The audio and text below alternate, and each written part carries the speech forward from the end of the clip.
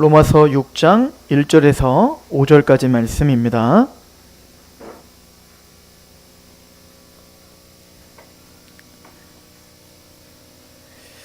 우리 함께 봉독할까요? 로마서 6장 1절에서 5절 같이 봉독합니다. 시작.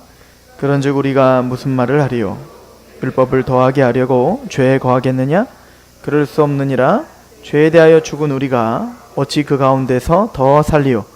무릇 그리스도 예수와 합하여 세례를 받은 우리는 그리스도의 죽으심과 합하여 세례를 받은 줄을 알지 못하느냐? 그러므로 우리가 그의 죽으심과 합하여 세례를 받음으로 그와 함께 장사되었나니 이는 아버지의 영광으로 말미암아 그리스도를 죽은 자 가운데서 살리신 것 같이 우리를 또한 새 생명 가운데서 행하게 하려 하심이라. 만일 우리가 그의 죽으심과 같은 모양으로 연합한 자가 되었으면 또한 그의 부활하심과 같은 모양으로 연합한 자도 되리라. 아멘. 우리 기도하겠습니다. 하나님, 이 시간 하나님 영광 받아 주옵소서. 이 시간 온전히 하나님이 우리 마음속에 주관하시사 말씀이 말씀답게 선포되고 또 말씀이 말씀답게 들려지게 하옵소서. 성령님의 조명하심이 있어 우리를 겸손케 하시고 말씀을 아는 만큼 주를 사랑하며 하나님을 예배하게 하옵소서. 예수 그리스도의 이름으로 감사하며 기도합니다. 아멘. 오늘은 성령 강림 주일입니다. 이 성령 강림 주일은 바로 초대교회 때 성령님께서 오순절날 강림하신 것을 기념하고 또 기뻐하는 주간으로 갖는 것이죠. 근데 좀 이상한 것은 이 성령 강림이 언제 하셨냐면 오순절날 하셨어요. 그죠? 근데 그 오순절을 다른 말로 맥추절이라고도 하고 칠칠절이라고도 합니다. 왜 그 칠칠절이라고 부르냐면 이제 6월절이 기준입니다. 6월절로부터 77에 49, 그래서 49일 되는 그 다음날 50일째 되는 날 절기를 지키기 때문에 칠칠절이라 부르고, 오순절이라 부르는 건 이제 그 50일이 지났기 때문에 오순절이라고 부르는 것이고, 맥추절이라 부르는 것은 그때가 이제 그 가나안 땅에 처음 들어가서 보리 농사를 먼저 짓는 거예요. 그래서 보리가 먼저 이제 수확이 되기 때문에 첫 열매를 맺는 곳입니다. 그러니까 첫 수확을 하여 하나님께 드리는 것이 바로 맥추절인 거죠. 그때 이제 성령님이 강림하신 겁니다. 그런데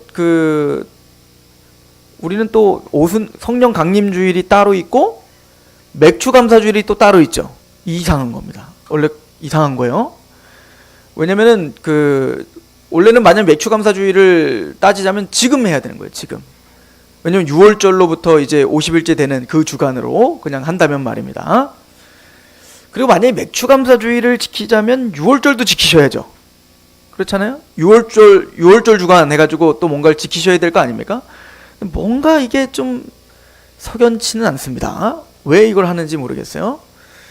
자, 아무튼 우리는 그래서 추수감사주일은 우리는 합니다. 왜냐면 이제 1년에 한 번 우리의 모든 한 해를 정리하면서 추수 때를, 사실은 이제 추석과 같은 거죠. 추수 때를 기점으로 해서, 물론 이제 그 청교도들이 미국에 가서 이제 죽을 수밖에 없었던 그때에 그 메이플라워를 타고 가서 거의 50%가 죽었다는 거 아니에요. 그리고 미국에 정착을 했는데 또 그 토착 병들 때문에 적응을 못해서 또 죽고, 얼마 남지 않았을 때 이제 그 추운 겨울에 이제 인디언이 준 옥수수 씨앗을 받아서, 도움을 받아서 수확의 기쁨을 누린 겁니다. 이거 얼마나 감사하겠어요. 이 종교의 자유 하나, 복음 하나 때문에 와서 너무나 기쁘고 감사해서 인디언들을 초대해서, 자기들을 도와줬던 인디언들을 초대해서 같이 기념하고 기뻐하고 하나님께 감사했던 것이 바로 추수감사 주일이 된 거예요. 근데 이제 우리나라에 처음에 이제 선교사들이 왔을 때 당연히 미국 사람들이니까 그 추수감사 주일을 막 같이 기뻐하니까 또 그때 또 때맞춰 우리도 이제 추수 다 농사를 졌던 때 아닙니까? 그러니까 그 추수 때 추수 지었던 어떤 쌀도 갖고 오고 뭐도 갖고 오고 하니까 너무 고맙다, 감사하다, 그런 마음으로 드렸던 절기가 이제 추수감사 주일입니다. 저는 1년에 한 번 정도는 그렇게 하는 것이 합당하다, 이렇게 생각이 듭니다. 그러나 이제 맥추감사주일은 아무리 봐도 그 신학적으로나 여러 가지 면으로나 이렇게 드릴 이유가 없는데 드리는 것 같아. 우리가 안 한 지 한 3년 됐나요? 그렇게 된 것 같아요. 우리는 오순절 성령 강림을 축하하고 기념하면 됩니다. 이 오순절 성령 강림은 단회적입니다. 무슨 얘기냐면 6월절 전날, 이제 원래 6월절 전에 6월절에 잡을 어린 양을 잡는 날이 있어요. 그때 예수님이 죽으신 거예요. 그래서 예수님이 십자가에 죽으시고, 그래서 이제 성만찬을 했던 거 아니겠습니까? 그 전날, 6월절 전날 성만찬을 했던 건데, 즉 6월절은 우리에게 어떤 의미냐면 바로 우리에게 6월절 어린 양이 되신 예수 그리스도로 성취됐습니다. 이것을 우리는 기념하는 겁니다. 그래서 예수님의 십자가 사건으로 사실은 6월절이니 오순절이니 장막절, 이게 그 유대인의 3대 절기예요.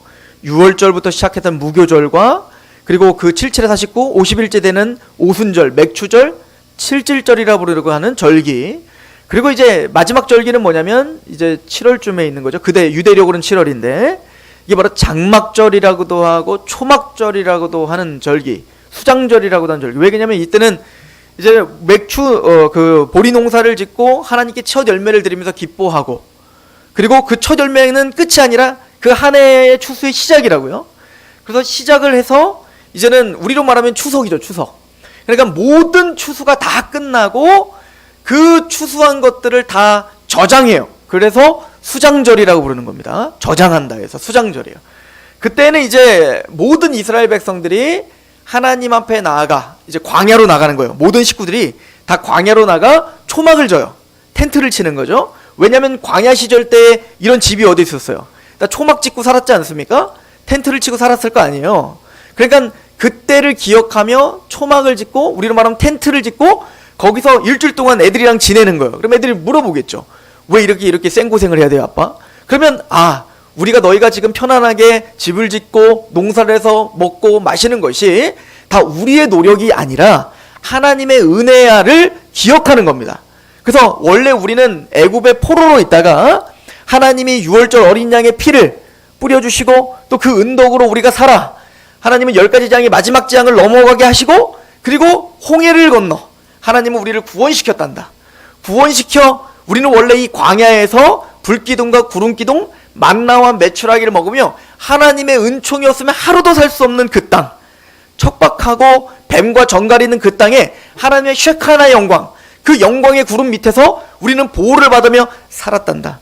그래서 하나님이 가나안 땅에 왔을 때 우리가 농사를 짓고 그렇게 풍족한 은혜를 누릴 때 이것이 너희가 한 것이 아니라 하나님의 은혜야를 기억하라고 지금 우리를 일주일 동안 초막을 짓고 살며 그때 이야기를 하라고 준 거란다.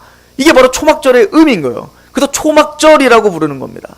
그렇죠? 그래서 장막절이라고도 부르는 거예요. 장막을 치고 산다고요. 그러니까 그런데 이 6월절과 오순절과 그리고 이 초막절은 다 예수 그리스도로 말미암아 이미 완성된 거예요. 다 폐지된 거예요. 지킬 이유가 없죠. 골로새서 2장에 먹는 것과 마시는 것과 월삭이나 절기나 안식일로 인하여 누구든지 편론치 못하게 하라.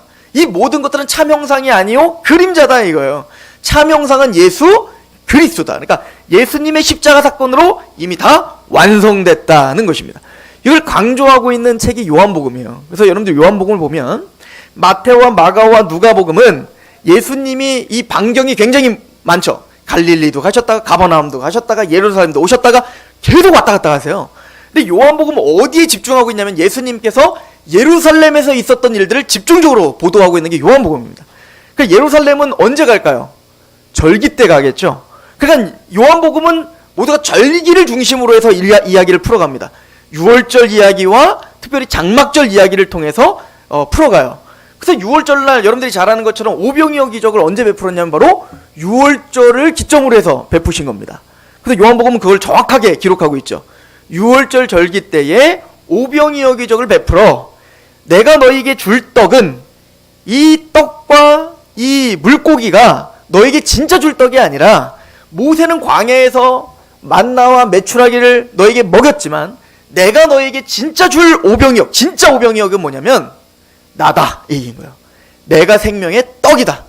내가 찢기고 내 피가 흘려 나를 마시지 않으면, 나를 먹지 않으면 영원한 생명을 얻지 못한다는 거야. 진짜 유월절 음식, 진짜 유월절 어린 양, 진짜 우리를 구원하실 그 능력의 그 복음, 누구라는 거예요? 예수님입니다. 그러니까 이 모든 유월절은 뭘로 성취됐다? 예수님의 십자가로 성취됐다는 것입니다. 그리고 장막절도 마찬가지예요. 그 7절에 보면, 7장에 보면, 요한복음 7장에 보면 유월절 바로 다음에 7장에 장막절 이야기가 나와요. 그 장막절에, 초막절에는 마지막 날 뭐 하냐면 이제 그 초막 짓고 살고 있다가 마지막 날에는 이제는 축제를 벌이고 하나님께 예배를 드리는데, 그때 어떻게 하냐면 실로암에 가서 물을 막 퍼다가, 그 물을 퍼다가 제단에 막 부어요. 이거 왜 하는 걸까요? 바로 그 당시에 그 가나안 땅에는 토속 그 우상신이 있었죠. 바로 바알신이에요. 바알신. 바알신과 아세라 신이란 말이에요. 근데 그 바알신이 바로 비를 내려주는 신이라고 믿었단 말입니다. 그러니까 농경 문화 속에서 비가 제일 중요하지 않습니까? 비가 때에 맞게 와야 되는데, 그러니까 농경 문화 속에서 이 사람들은 바알 숭배를 하고 있었단 말이에요. 그런데 지금 뭔 얘기입니까? 너희에게 이런 대대적인 추수와 너희에게 이렇게 먹고 살게 하시는 그 모든 은총은 바알신이 아니다 이거예요. 그 물을 내려주시는 분 누구라는 거예요? 하나님이라는 거죠. 우리의 생명의 근원이시요, 우리에게 생명을 주시는 분. 그러니까 우리에게를 유월절 어린 양의 피로 우리를 구속하시며, 또 우리를 건져주시며, 그리고 첫 열매를 주시며, 마침내는 대대적인 추수, 이 모든 구원의 완성을 행하시는 분은 바로 하나님이다는 거예요. 그런데 그때 예수님이 뭐라고 하시냐면, 여러분이 잘 아는 말씀을 거기서 하시죠. 내가 바로 생수다 이거예요. 내가 생명수다. 내가 너희의 배에서 생수의 강이 넘치게 하겠다. 그 생수는 바로 성령을 가리켜 이야기함이라, 이렇게 표현하고 있다고요. 요한복음 7장에. 그러니까 우리에게서 생명의 근원, 생수의 근원은 누구시라는 겁니까? 예수시라는 거예요. 그러니까 장막절 누구로 성취되신 겁니까? 예수님으로 성취되셨다는 거예요.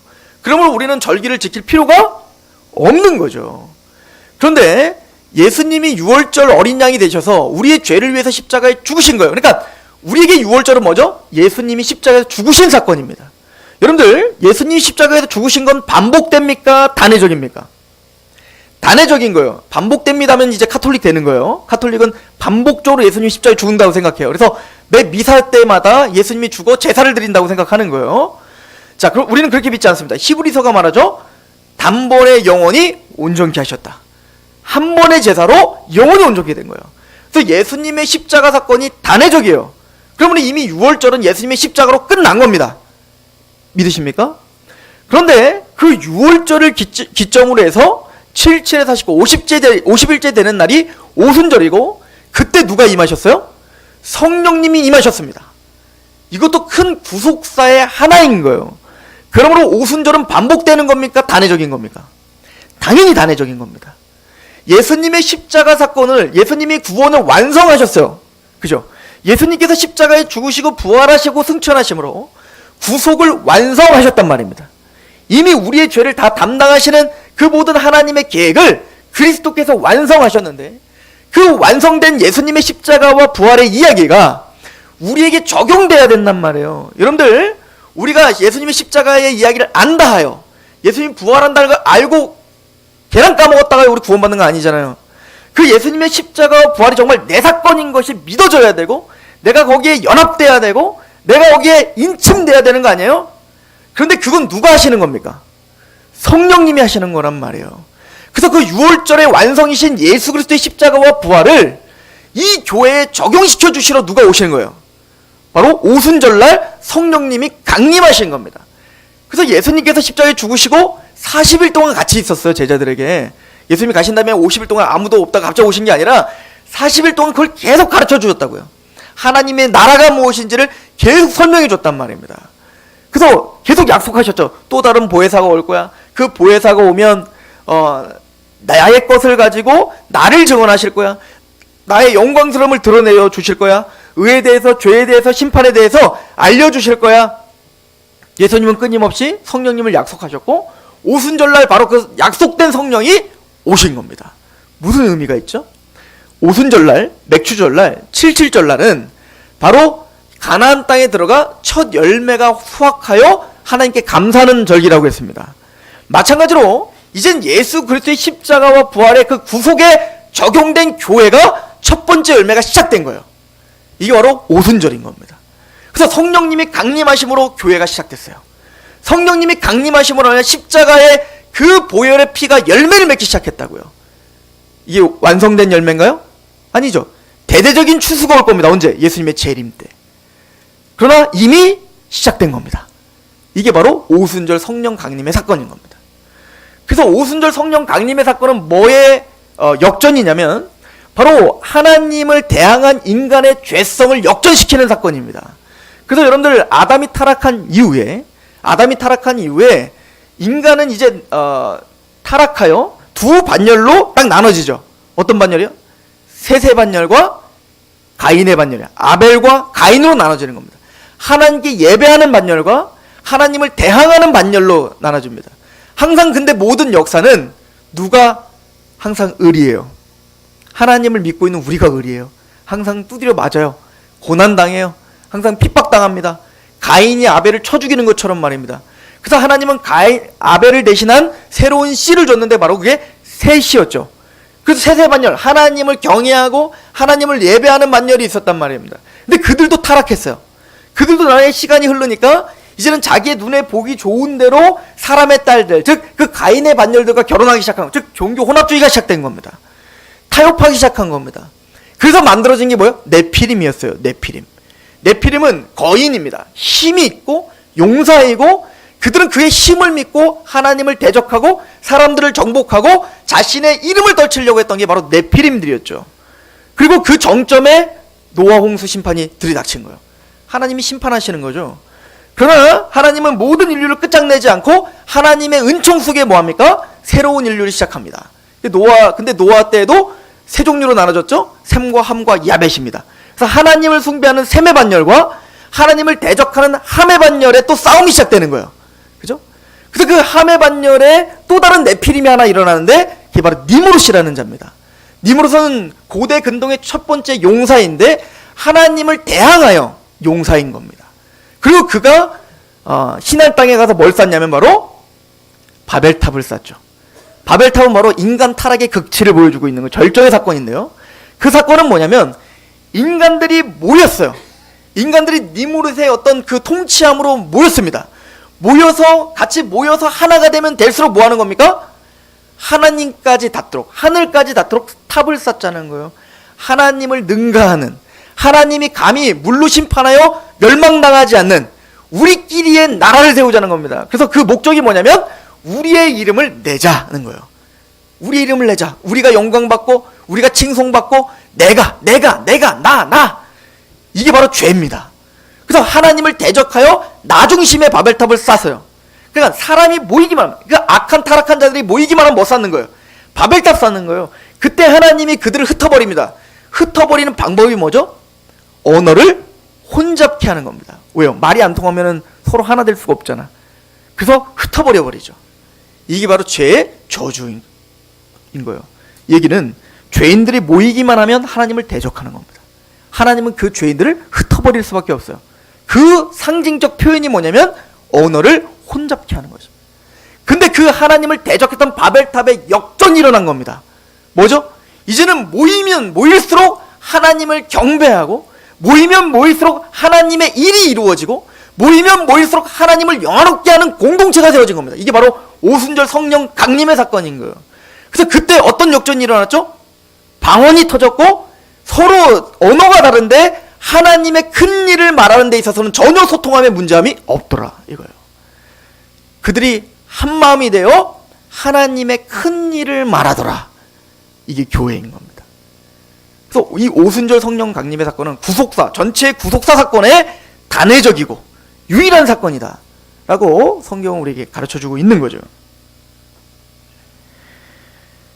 우리에게 있어서 그러나 그 구속사적인 유월절과 오순절은 단회적이지만 사실은 그런데 그 구속사가 완성된 예수님의 십자가와 성령의 강림 사건이 우리에게서도 이루어져야 되는 거예요. 개인적인 유월, 개인적인 오순절이 있어야죠. 그게 뭘까요? 바로 예수 그리스도의 십자가가 우리 안에 선포되고 성령님이 우리 안에 기름 부어주시사 그 말씀이 이해되고 납득되고 우리가 구복되고 구원받는 것, 이것이 바로 개인적인 유월절과 오순절이겠죠. 바로 그걸 우린 뭐라고 하냐? 성령 세례라고 표현하는 겁니다. 사도행전 11장에 보면 10장 11장에 사도 베드로가 고넬료라고 하는 집을 찾아갑니다. 고넬료에게 하나님 환상 중에 말씀을 하셨거든요. 너는 요바에 가서 베드로를 청해서 구원 얻을 말씀을 들으라. 하나님의 큰 일이죠. 예수로 말미암아 우리의 구원을 완성하신 그 이야기, 복음입니다.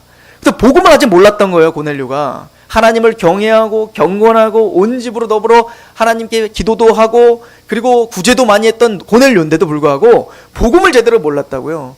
그러니까 하나님은 천사를 보내서 베드로를 청하여 복음을 들어라, 구원 얻을 말씀을 들어라, 이렇게 한 거죠. 그때 베드로가 이방인인 고넬료에게 가기 싫어하니까 하나님께서 환상 하나를 보여주잖아요. 그게 뭐냐면 보자기가 내려와서 거기에 부정한 짐승들을 가득하게 한 겁니다. 오징어, 족발, 순대 막 이런 것들. 그런데 잡아먹어라 그랬더니 이거 부정한 거 난 먹은 적이 없습니다. 나 먹지 않습니다. 3번이나 먹어라 안 먹습니다. 먹어라 안 먹습니다. 싸우다가 끝내는 안 먹죠. 하나님이 싹 가지고 올라가세요. 그때 바로 고넬료 하인이 도착하고 하나님 내가 부정하다고 생각했던 이방인들에게 이제 복음이 선포돼야 되는구나 라고 이제 그걸 깨닫는 거예요. 환상의 의미를 깨닫죠. 그리고 베드로가 드디어 고넬료네 집에 가서 사도행전 11장에 봤더니 이렇게 써 있어요. 구원 얻을 말씀을 전했어요. 그때 누가 임하시더라? 성령이 임하시더라. 그럼 이거를 뭐라고 하냐면 내가 그걸 본 다음에 요한은 너에게 물로 세례를 줬지만 면단이 못 가 너희에게 예수께서는 성령으로 세례를 주리 한 말이 알려졌다. 그래서 성령 세례는 뭐예요? 하나님의 십자가 복음이 선포되고 그 복음을 전할 때 누가 임하시는 거예요? 성령님이 임하셔서 그 복음이 믿어지게 하고 그 복음에 연결시켜 주시고 연합시켜 주게 하시는 게 뭐예요? 바로 성령님이 하시는 역할인 거예요.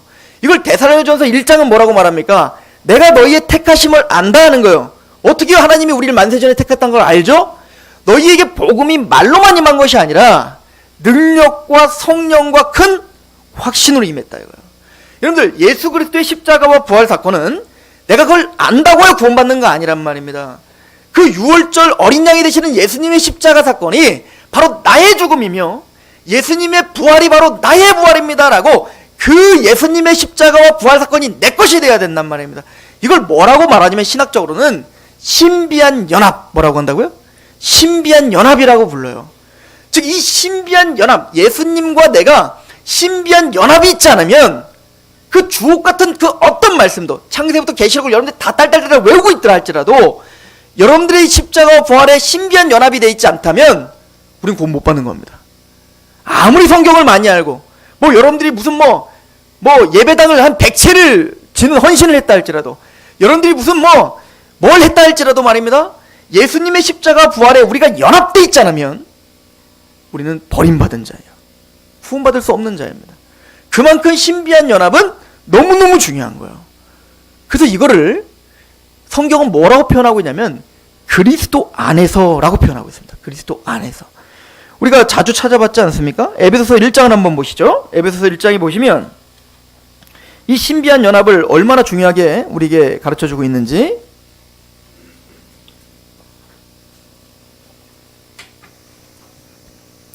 1장 3절에 찬송하리로다 하나님 곧 우리 주 예수 그리스도의 아버지께서 하늘에 속한 모든 신령한 복을 우리에게 주시기로 작정하셨어요.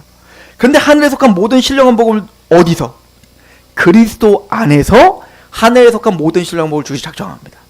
그러니까 그리스도 안에 우리가 없다면 우리는 하늘의 신령한 복을 하나도 얻을 수 없는 거예요.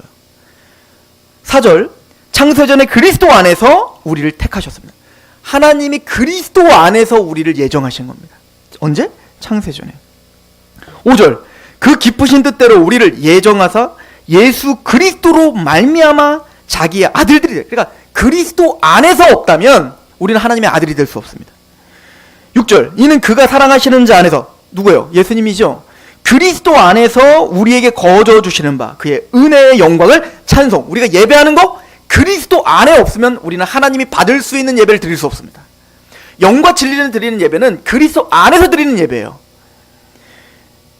7절 우리는 그리스도 안에서 그의 은혜의 풍성함을 따라 그의 피로 말미암아 속량 곧 죄사함. 그리스도 안에 우리가 없다면 우리는 죄사함을 받을 수 없습니다. 예수님의 십자가 이야기가 공허한 이야기가 된다고요. 9절 그 뜻의 비밀을 우리에게 알리신 것이요 그의 기뻐하심을 따라 어디서? 그리스도 안에서 때가 찬 경륜을 위하여. 하나님의 경륜이 있는데 그 모든 경륜도 그리스도 안에서 이루어지는 겁니다. 10절 하늘에 있는 것이나 땅에 있는 것이 다 그리스도 안에서 통일됩니다. 하나님의 뜻은 한 톨의 뜻도 그리스도 밖에서 이루어지는 경우는 없습니다. 다 그리스도 안에서 이루어지는 겁니다. 11절 모든 일을 그의 뜻대로 결정하시는 일하시는 이의 계획을 따라 우리가 예정을 입어 어디서? 그 안에서 기업이 되었다. 우리는 그 예정과 그리스도 안에서 하나님의 유업과 기업이 됩니다. 놀랍지 않으세요? 한 절 한 절마다 다 그리스도 안에서 했어요. 안 끝났어요? 12절 보세요. 이는 우리가 그리스도 안에서 전부터 바라던 그의 영광과 찬송이 되게 하려 하심이라. 13절 그 안에서 너희도 진리의 말씀 곧 구원의 복음을 듣고. 여러분들이 구원을 들은 것도 복음을 들은 것도 그리스도 안에서 들어야 됩니다. 또한 믿어도 뭐요? 그 안에서 또한 믿어요. 믿는 것도 그리스도 안에서 없으면 믿음이 생길 수 없습니다. 그 안에서 믿어 약속의 성령으로 인침을 받았으니 이는 우리의 기업의 보증이 되사 그 얻으신 것을 속량하시고 그의 영광을 찬송하게 하려 하심이라. 다 그리스도 안에서요. 예수 그리스도 안에서 시작되었고 예수 그리스도 안에서 진행되었고 예수 그리스도 안에서 완성되는 겁니다. 그러므로 그 예수님 안에 없다면 이 성경은 무의미한 책이 되어버리는 겁니다. 그리스도가 없다면 교회에서 이 십자가와 부활에 연합된 이 신비한 연합을 믿지 않는다면 공허한 그냥 컨트리 클럽 되는 거예요. 그리스도 안에서 우리는 예정됐고 구속되었고 견인되며 마침내 영광스럽게 되며 하나님의 찬송과 영광이 되는 것이다. 그래서 그리스도 안에. 그 예수님이 뭘 강조하죠? 요한복음 17장에 보면 예수님의 대제사장적 기도. 그러니까 겟세마네 동산에서 기도 잠깐 하신 내용 나오잖아요. 피땀 흘리면서 아마 신학자들은 그 기도의 문이 이것일 것이다 라고 말해요. 마지막 기도하신 게 유언과 같은 기도가 바로 요한복음 17장이에요. 그 내용은 그건 뭐냐면 내가 하나님과 아버지와 하나인 것처럼 하나님과 예수님과 성령님이 삼위일체시잖아요. 하나시잖아요. 그렇게 온전히 하나인 것처럼 저들도 하나 되게 해주세요. 그러니까 우리 교회의 목적은 성부와 성자와 성령 하나님이 온전히 사랑으로 하나인 것처럼 모든 성도가 하나 되게 되는 겁니다. 이게 우리의 목적지예요. 왜 그럼 하나가 돼야 되냐면 그렇게 하나가 될 때 세상은 하나님이 저들을 사랑한다는 걸 보게 되기 때문에 그렇습니다. 그러니까 세상은 하나님을 못 봐요. 우리가 막 떼를 두르고 예수 믿으세요 그러면 이상하다고 봐요. 그러면 하나님을 볼 수 있는 유일한 방법은 예수를 믿고 있는 하나님의 백성들이 성부와 성자와 성령 하나님이 하나인 것처럼 하나가 될 때 하나님의 사랑을 보게 된다는 거예요. 그리고 뭐라고 하시냐면 내가 아버지와 하나인 것처럼 저들이 하나가 되어 내가 저 안에 저가 내 안에 있게 해주세요. 이겁니다. 예수와 연합되게 해주십시오요. 이거를 위해서. 그래서 이거를 요한복음 15장은 예수님이 뭐라고 말하죠? 나는 포도나무고 너희는 가지다. 저가 내 안에 내가 저 안에. 뭐죠? 온전한 연합인 겁니다. 이게 온전한 연합인 거예요. 그래서 예수님께서의 이 신비한 연합을 우리에게 설명하시기 위한 것이 뭐예요? 바로 성만찬인 거죠. 우리 몇 번 얘기했지 않습니까? 왜 예수님은 자신의 십자가의 희생과 구속을 떡과 포도주로 기념하라고 했냐고요. 떡과 포도주를 먹고 마실 때 그 떡과 포도주가 떡이 들어가서 떡이 댕굴댕굴 굴러다니다가 그냥 떡이 그냥 밖으로 나오는 떡이 어딨냐고요. 그 떡은 분해되는 겁니다. 철저하게 분해가 되어 내 살이 되는 겁니다. 그 포도주는 우리 입속에 들어갔을 때 단순히 쭈루루루 흐르다가 그냥 바로 소변으로 나가는 포도주가 어딨냐고요. 그 포도주는 바로 들어가 완전히 분해가 되어 내 피가 되는 겁니다. 그러니까 그 살과 그 피가 바로 내가 되는 거예요. 내가 예수가 되는 거예요. 저 이단 아니에요? 그러니까 예수님과 우리가 온전한 연합이 되는 겁니다. 이게 신앙인 겁니다. 그런데 이 온전한 연합을 누가 해주시는 거예요? 바로 성령님이 하시는 거예요. 성령님이. 그래서 성령 세례, 즉 성령님이 우리 안에 오셔서 하는 역할은 예수님의 십자가와 부활에 우리를 온전히 연합시켜 주시는 겁니다. 오늘 로마서 6장이 그 얘기하고 있는 거예요. 세례에 대한 이야기를 하고 있죠. 여러분들 세례를 왜 받고 있죠? 세례를 받는 의미가 뭐냐고요. 원래 이제 그 예수님이 받았던 세례는 침례잖아요. 물속에 완전히 들어갔다가 올라오는 거예요. 그 세례의 의미는 바로 죽음의 의미입니다. 죽음. 그래서 완전히 물속에 들어가서 죽었다를 상징하는 거 아닙니까? 그리고 물에서 나오면서 뭐요? 살았다를 상징하는 겁니다. 이 세례에 대한 의미를 사도 바울은 뭐와 연결시키냐면 출애굽과 연결을 시킨다고요. 고린도전서 10장 가보세요.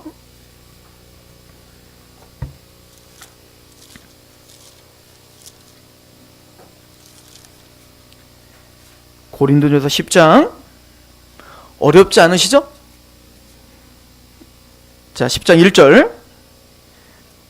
형제들아, 나는 너희가 알지 못하기를 원하지 아니하노니 우리 조상들이 다 구름 아래 있고 바다 가운데로 지나며. 자, 그래서 지금 출애굽을 생각하는 거죠. 홍해를 건넜던 그 장면을 사도 바울은 연상하고 있는 거예요. 근데 보니까 모세에게 속하여 다 구름과 바다에서 뭐를 받았어요? 세례를 받았다. 홍해를 건넌 걸 사도 바울은 영적으로 뭐라고 얘기하고 있어요? 세례다, 이렇게 표현하고 있다고요. 왜일까요? 원래는 그 홍해를 건널 때 원래는 누가 다 거기서 빠져 죽었어요. 파라오와 그 군사들, 하나님을 대적했던 자들이 다 빠져 죽었죠. 원래는 이스라엘 백성들이 걔네들보다 자격이 돼요? 안 돼요. 파라오와 이집트 사람들보다도 더 강팍한 게 이스라엘입니다. 이걸 어떻게 증명해내냐면 끄집어낸 다음에 증명해 주세요. 그래서 40년 광야 내내 그거 깨닫게 하시는 거예요. 그래서 하나님 말씀 지키라고 했더니 지켜요, 안 지켜요? 안 지키고 40년 내내 다 죽더라는 거예요. 얘기가 뭐죠? 이스라엘 백성들도 원래는 홍해에서 이집트의 사람들과 같게 죽는 게 마땅한 겁니다. 여러분들, 우리가 모두가 다 그 물의 심판에 다 죽어야 되는 거라고요. 그런데 그들이 죽어 마땅한데 누구에게 속하여? 모세라고 하는 지도자에게 속하여 그 물에 침몰당하여 심판당하지 않고 살아서 걸어 나왔다고요. 이게 세례의 의미인 겁니다. 즉 우리가 물속에 들어감으로 우리는 모두 죄 때문에 이런 심판 아래 죽어야 되는 자들입니다. 그래서 나는 죽었습니다 예요. 그리고 예수님이 그런데 나를 대신하여 누가? 예수님께서 십자가에 죽으심으로 나를 대신하여 죽으셨습니다. 나는 예수님과 함께 죽은 자입니다. 그리고 예수님이 부활하셨을 때 홍해를 건너 물을 마른 땅처럼 건너 것처럼 이스라엘 백성들이 홍해가 갈라져 그 물속에서 심판당하지 않고 걸어 나온 것처럼 우리도 물속에서 그냥 죽어버리지 않고 예수님이 3일 만에 부활하신 것처럼 모세에게 속하여 홍해를 건넌 것처럼 우리도 예수님께 속하여 살아났습니다를 선포하는 게 바로 물 위에서 나오는 거란 말이에요. 이게 세례의 의미인 거예요. 그러니까 여러분들 세례식을 다 그런 의미로 받았어야 되는 겁니다. 세례를 받을 때 막 눈물을 철철철철 흘렸어야죠. 맞습니다. 내가 예수님으로 말미암아 십자가에 죽었습니다. 내가 죽어야 되는데 대신 예수님 죽으심으로 내가 죽은 겁니다. 그리고 예수님이 부활하심에 내가 연합되어 내가 산 사람이 되었습니다. 하나님을 향해 살아났고 이젠 주를 위해 산 사람이 되었습니다. 이 고백이 원래 세례식이란 말이에요. 근데 저는 세례 받을 때 성탄절 전날 그냥 밤새고 다음날 세례 받으라고 구정성 근데 자고 있었고 제가 못 듣고 있다가 구정성 그래갖고 일어나고 와갖고 세례 받았어요. 뭔 의미가 있냐고요. 철두철미하게 십자가와 부활에 대한 이야기를 알고 거기에 내가 인볼브 돼야 되는 겁니다. 거기에 내가 연합돼야 되는 겁니다. 이 이야기는 성경 전체에 기록돼 있죠. 자, 이게 첫 번째 기록된 게 바로 노아 방주 이야기인 거예요. 원래 노아도 모두가 다 물의 심판을 받아야 되는 겁니다. 그런데 하나님의 은혜가 노아에게 임했어요. 이거 나중에 찾아보세요. 창세기 6장에 보면 노아가 왜 구원받았지? 당대 의인이요 완전한 자이기 때문에. 그럼 노아는 왜 당대 의인이고 완전한 자지? 그 윗절에 나와 있어요. 노아는 하나님의 은혜를 입었더라. 은혜입니다. 그 은혜로 노아가 선택을 받아 노아도 원래 그 물에 다 침몰당하여 죽어야 되는데 노아는 어디에 속했어요? 방주에 타 물에 침몰을 당했는데 그 위에 뜨는 겁니다. 그래서 건져지. 이게 세례의 의미인 거예요. 그리고 그 방주를 뭐라고 하냐면 바로 테바라고 부르는 겁니다. 히브리어로 테바예요. 기억하세요? 이 이야기 한번 또 재현되죠. 언제 재현되죠? 모세가 살아나는 이야기를 보세요. 이집트 파라오가 이스라엘 백성들이 너무 왕성하는 걸 보면 겁이 나니까 얘네들 다 죽여버려 이러는 거예요. 태어난 사람들 다 빠쳐라. 산파 보고 죽이라고 한 거 아니에요. 근데 산파가 겁나가지고 못 죽이고 있으니까 어때요? 태어난 사람들 다 잡아다가 어때요? 나일강에 빠출하는 거 아닙니까? 그럼 원래 모세도 나일강에 빠져 죽어야 될 운명인 거예요. 그런데 그 미리암이, 그 누이와 그 엄마가 머리를 써서 어떻게 했어요? 갈상자에 그 모세를 태워 나일강에 빠지지 않고 떠가게 한단 말이에요. 그 갈상자를 원어로 뭐라면 테바라고 부른다고요. 똑같은 단어예요. 방주와 이 갈상자가 똑같다고 테바라고 한단 말이에요. 그러므로 이 모세가 물 위에 테바 안에 담겨, 테바 안에 있어 물에 침몰당하지 않고 구원받았단 말이에요. 그래서 그 이름이 뭐예요? 모세요. 물에서 건짐받은 자라는 뜻이에요.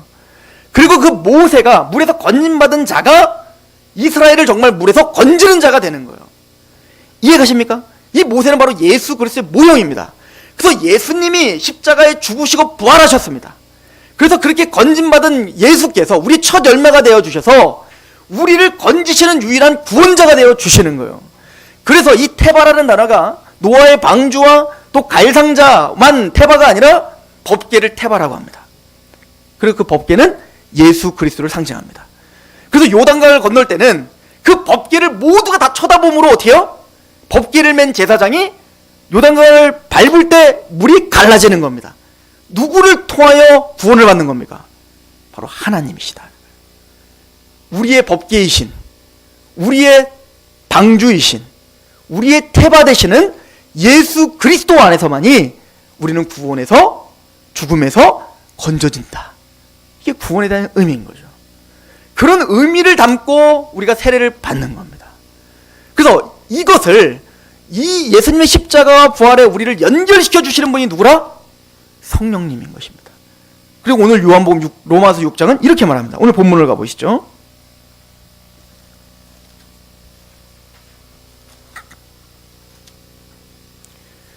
로마서 6장 1절.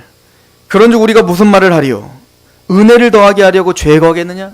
여러분들 로마서를 한번 생각해 보십시오. 정리해 보시란 말이에요.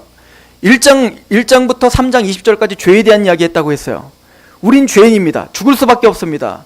그래서 모든 사람들이 하나님의 심판대 앞에 서서 우린 다 죽을 운명인 거예요. 홍해에 빠져 죽을 운명이었고, 또 노아의 방주에 타지 못할 운명이었고, 우리는 또 나일강에 빠질 운명이었던 것처럼 우리는 모두 심판을 당하여 지옥에 빠져 죽어버릴 운명이었습니다. 여러분들 웨스트민스터 신앙고백서는 우리에게 이렇게 고백합니다. 우리가 보기엔 아무리 작은 죄일지라도 하나님 앞에서는 죽을 죄다. 이게 우리의 고백인 거예요. 이게 로마서 1장부터 3장까지 하는 얘기입니다. 우리가 생각할 때 거짓말 근데 그것도 죽을 죄라니까요. 영원한 하나님의 지옥 형벌을 받을 죄라니까요. 이거를 구복시키는 게 바로 로마서 1장부터 3장이었단 말입니다. 그래서 우리 스스로는 구원받을 수 없습니다. 우린 다 나일강에, 그리고 그 홍해에, 그리고 그 바다에 빠져 죽을 자들입니다. 지옥의 형벌을 받을 자들입니다. 그런데 이제는 율법에 하나님의 한 의가 나타났으니 예수를 믿음으로 말미암는 의인이 차별이 없는 그 하나님의 의가 나타났습니다. 하나님이 그 아들을 믿음으로 말미암는 화목제물로 세우사 그 예수를 믿을 때 우리의 전에 지은 죄를 간구하심으로 우리를 의롭다 하시는 거예요. 그래서 로마서 3장은 이신칭에 대한 이야기를 하죠. 맞다, 우린 죄인이다. 그래서 예수 그리스도 외에는 구원받을 자가 없어요.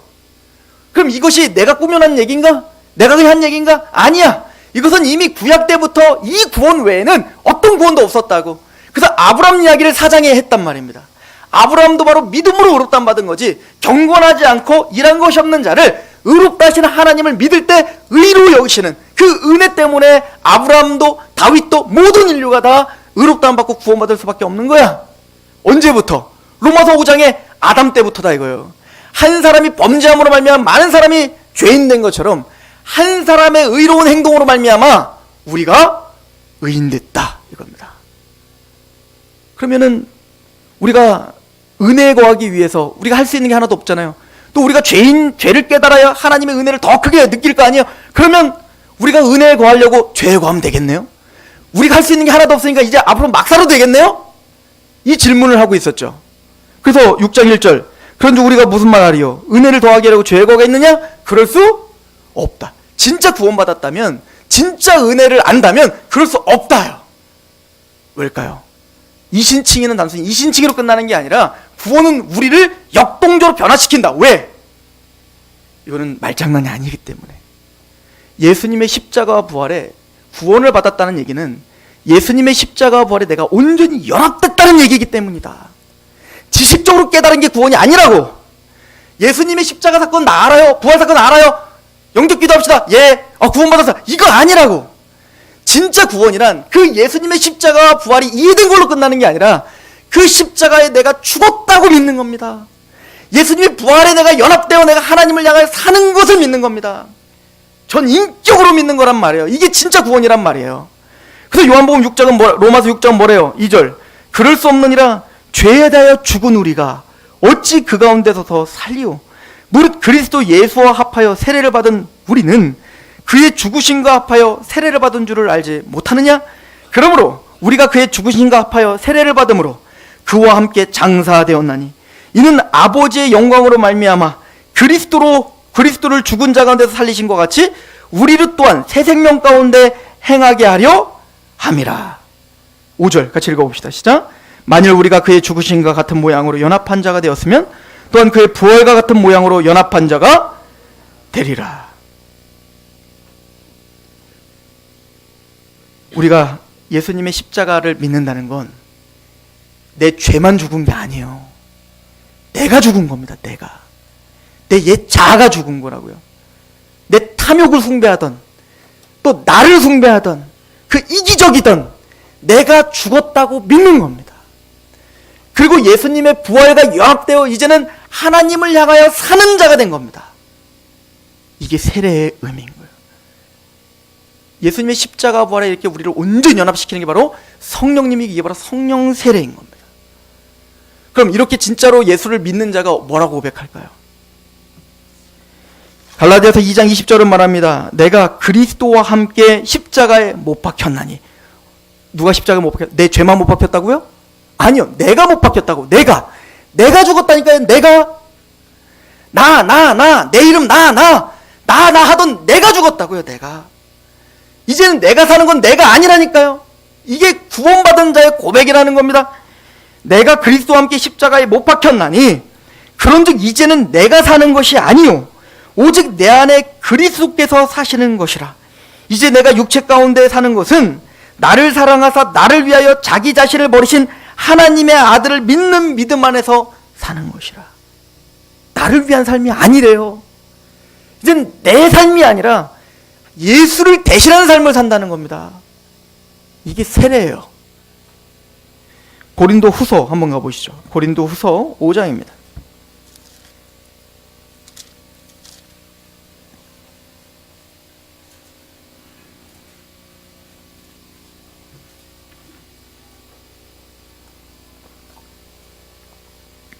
고린도 후서 5장 13절.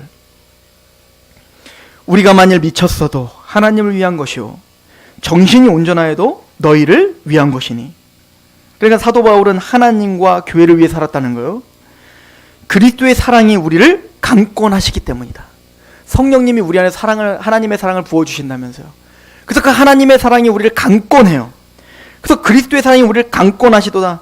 우리가 생각하건대 한 사람이 모든 사람을 대신하여 죽었은즉 모든 사람이 죽은 것이라. 그러니까 예수님이 십자가에 죽었을 때 이미 예수를 믿고 있는 우리 모두는 다 어떻게 한 거다? 죽었다요. 죽었다. 그리고 말합니다. 15절 같이 읽어볼까요? 시작. 그가 모든 사람을 대신하여 죽으심은 살아있는 자들로 하여금 다시는 그들 자신을 위하여 살지 않고 오직 그들을 대신하여 죽었다가 다시 살아나신 이를 위하여 살게 하려 함이라. 이게 세례의 의미인 겁니다. 왜 구원받은 자가 죄를 지을 수 없을까? 우린 십자가에 죽었고 예수님과 연합하여 새로운 살아난 자가 됐기 때문이다. 그래서 사도 바울은 세례에 대한 의미를 이야기하는 겁니다. 그럼 우리는 완벽합니까? 죄 안 짓습니까? 나는 죽었는데 또 내 안에서 죄를 짓고 있는 건 또 뭡니까? 수두룩하게 나를 위해서 또 죄를 짓고 있잖아요. 그럼 그건 뭐냐고요? 그래서 사도 바울은 로마서 7장에 그건 죄다 이렇게 말합니다. 내가 아니요 내 안에 거하는 죄다. 그 죄가 나를 또 사로잡아 또 죄 가운데 넘어지게 하는구나. 그래서 사도 바울도 나는 죽었고 내가 사는 건 예수를 위해 살고 주님을 믿는 믿음으로 사는데 또 내 안에 또 죄를 짓고 또 넘어진다고요.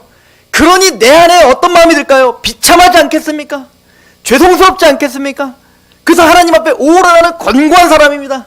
이 사망의 몸 날 좀 건져주십시오 라고 애통해야 할 수밖에 없는 게 바로 성도다 라고 로마서 7장은 이야기하는 거예요.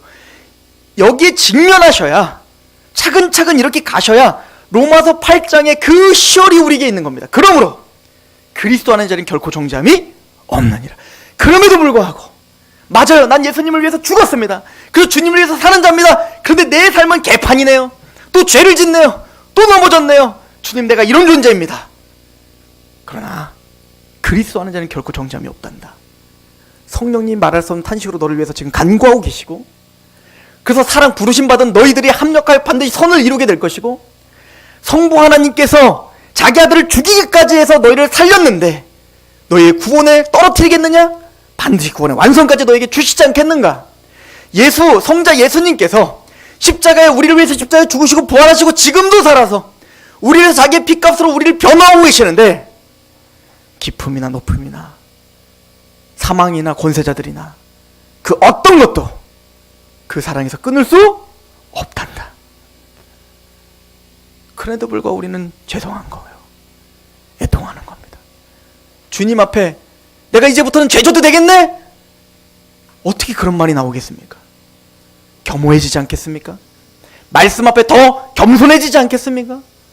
그 십자가의 은혜를 감격한, 그래서 내가 죽었고 주를 위해서 산다는 말씀이 나의 삶을 이끌어가지 않겠습니까? 그 싸움이 우리에게 있길 소망합니다. 기도하겠습니다.